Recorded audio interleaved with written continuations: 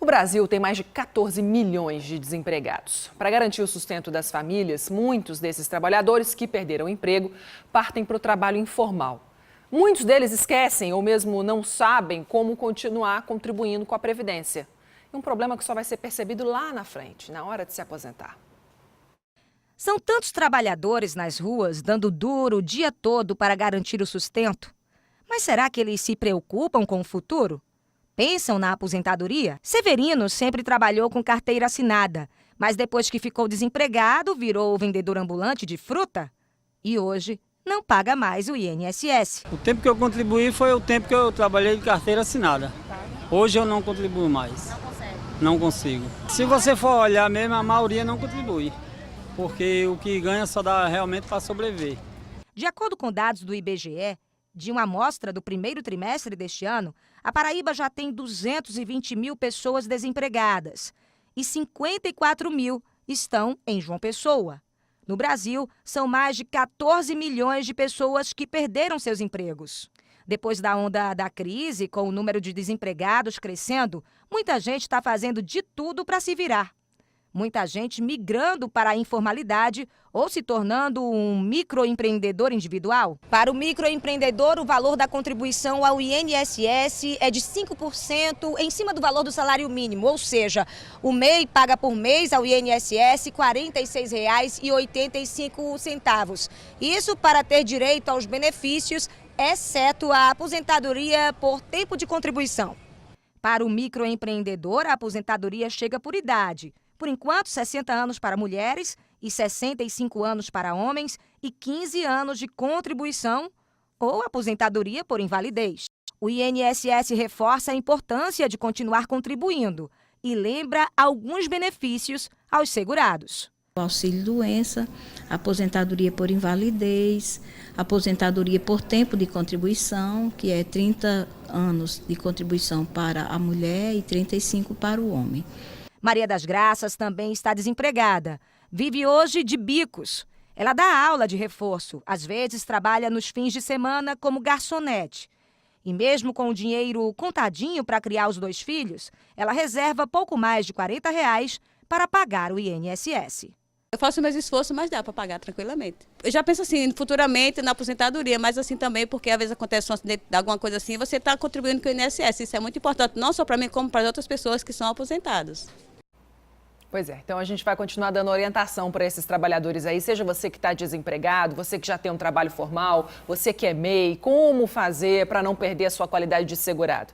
Então, aqui no estúdio comigo hoje eu recebo o gerente executivo do INSS aqui em João Pessoa, Rogério Oliveira, e também, mais uma vez, Paulo Souto, nosso parceiro para assuntos de direitos domésticos, trabalhistas e previdenciários. Seja muito bem-vindo, doutor Rogério, um prazer recebê-lo. Eu estava conversando, eu e Paulo, na semana passada sobre isso, né? Uma dúvida de um telespectador nosso que estava contribuindo na alíquota errada. Porque ele fazia uma atividade remunerada e ainda assim estava na alíquota de 5%, não era? E deveria ser de 11%. Essas pessoas costumam errar esse tipo de contribuição porque é um problema, né? Com certeza, Patrícia. Realmente é um problema a questão da contribuição da alíquota, né? Essa alíquota errada. Então, muitas vezes, por não entender como é que ele tem que se portar diante da Previdência, quem sou eu, né? Tem sempre essa pergunta, quem sou eu perante a Previdência? E em que alíquotas eu devo estar contribuindo? Então, muitas vezes, um autônomo, né, ele faz a contribuição de 5% quando essa contribuição é a contribuição para um facultativo baixa renda ou lá no microempreendedor individual. Só que ele tem todo um processo para essa questão do microempreendedor individual. Então, isso acaba complicando. Muitas vezes, quando ele vai fazer uma solicitação de benefício no INSS, é detectado que aquela contribuição foi indevida durante aquele período. Antes do Paulo fazer a pergunta dele, só para ficar claro aqui para as pessoas que estão em casa, quem tem, então, uma atividade remunerada não pode contribuir na alíquota de 5%, tem que ser pelo menos na de 11%. Mas muitas vezes, é claro, a pessoa é demitida do dia para a noite, infelizmente essa é uma realidade do brasileiro. Em quanto tempo essa pessoa deve se adaptar para continuar contribuindo sem perder a qualidade de segurado?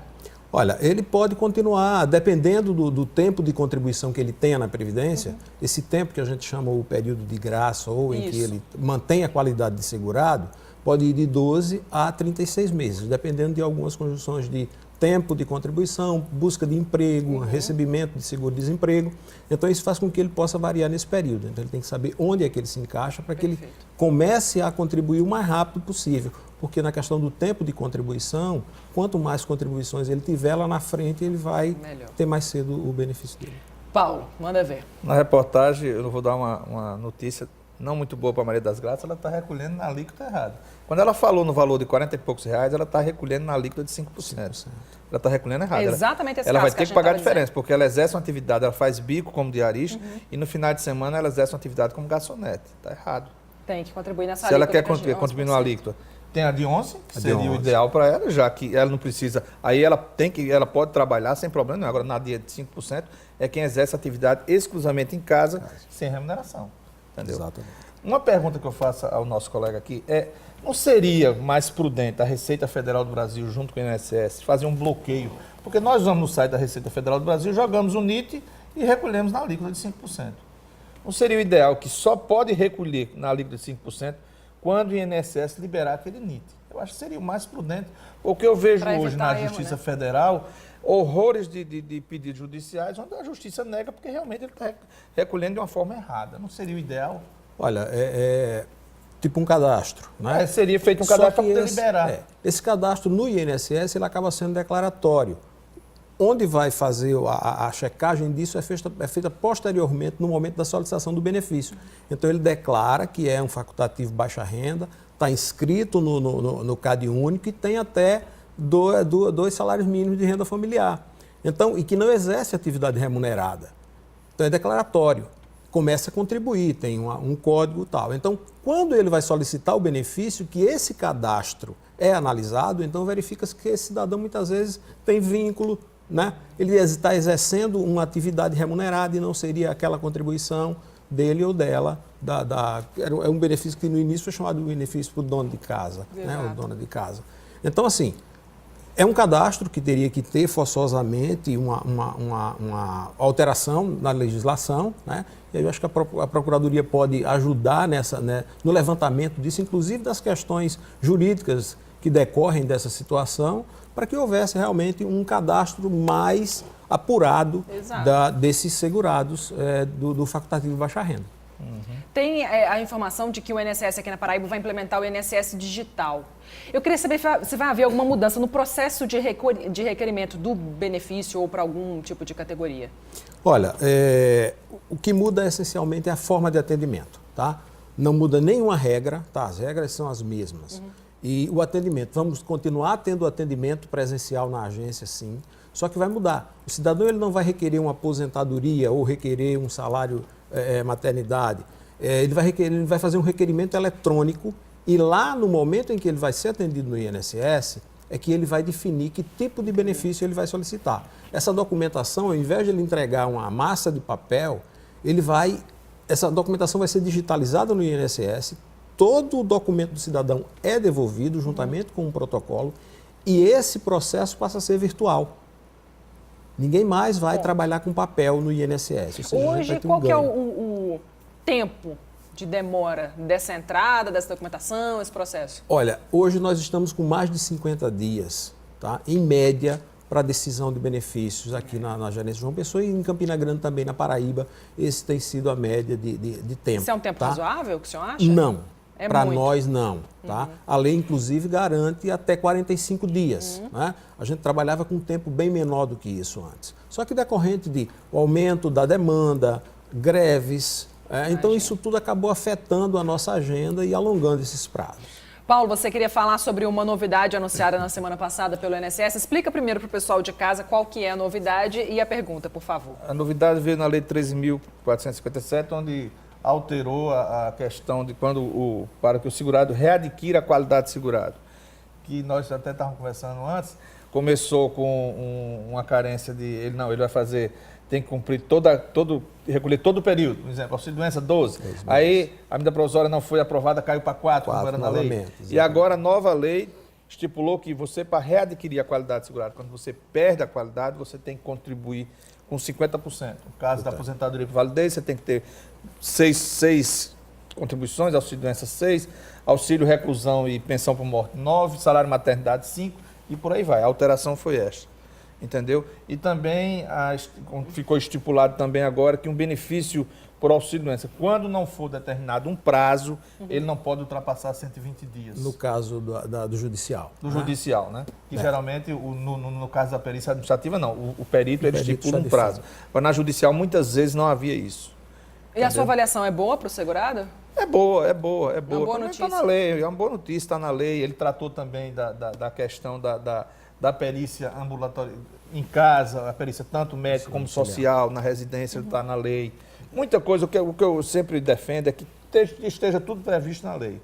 Porque você fica resguardado. Claro. Depois é omisso, aí quando é omisso, aí cada um pensa de uma forma e no final não resolve. E o detalhe, Patrícia, nisso, quando o juiz determina o prazo do benefício, tá? Então, vai lá, digamos que ele dê 180 dias, vai para 180 dias. Certo. Mas se não existe a determinação na sentença, é colocado 120 dias. E o segurado ele tem direito a fazer o pedido de prorrogação, tá? Até 120 dias. 15 dias antes de acabar esses 120 dias, ele pode agendar um pedido de prorrogação, tá? Ele não precisa voltar na justiça. Entendi. Não, ele agenda um pedido de prorrogação e vai ser novamente analisado pela perícia do INSS. Doutor Rogério, o Cláudio de Sapé interagiu com a gente aqui durante a nossa entrevista. Ele quer saber se teria condições do INSS colocar um link para as pessoas consultarem o tempo de contribuição através do número de inscrição, sem que seja necessário ir até a agência. Olha, temos através do meu INSS, né, ele pode fazer essa simulação.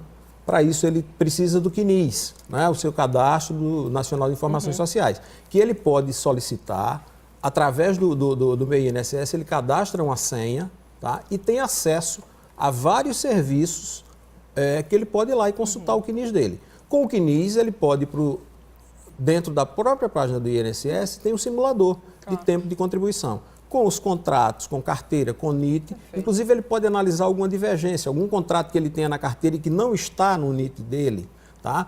Algum contrato que está no NIT dele e que não está na carteira, isso pode ocorrer. Também. E pode ocorrer um problema sério, porque muitas vezes a pessoa utiliza esse vínculo para uma aposentadoria e depois o dono daquele vínculo vem buscar na hora de dar entrada. Então, a gente acaba muitas vezes tendo que desaposentar alguém porque ele não tinha a carência mínima para o benefício, não tinha o tempo mínimo de contribuição, porque utilizou indevidamente um tempo de outra pessoa. Então, a gente tem que ter muito cuidado com isso. Doutor Rogério, eu agradeço muito sua presença aqui no Bom Dia, por ajudar um pouquinho, esclarecer, levar informação para as pessoas que às vezes, né, Paulo, como a gente percebe, fazem errado por falta de conhecimento. E aí, quando isso vai bater na justiça, o juiz vai dizer que não tinha o direito de não saber, claro.